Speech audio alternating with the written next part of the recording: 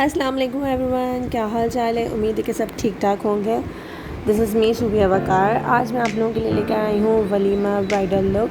ठीक है, तो इधर मैं इनको वलीमे का लुक दूंगी और आप लोग मुझे अपने कमेंट सेक्शन में मुझे ज़रूर बताइएगा कि आप लोगों को ये लुक कैसा लगा और मुझे इसमें किस तरीके अमेंडमेंट्स करनी चाहिए, आप लोगों को किस तरीके के और मेकअप लुक्स देखने हैं। तो इंशाल्लाह मैं उसकी वीडियो ज़रूर बनाऊँगी। अच्छा, इस वीडियो को लास्ट तक देखिएगा और अपना फीडबैक ज़रूर दीजिएगा, ठीक है।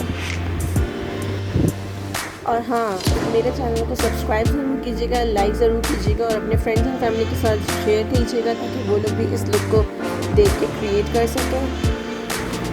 और जो लोग मुझे नहीं जानते हैं, मैं इंस्टाग्राम पर भी हूँ, वो लोग मुझे इंस्टाग्राम पर फॉलो कर लीजिएगा। मैं लिंक इस इंस्टाग्राम का अपने डिस्क्रिप्शन बॉक्स में डाल दूँगी, प्लीज़ इसको ज़रूर चेक करिएगा और वहाँ पर आप मेरी डेली अपडेट्स ले सकते हैं।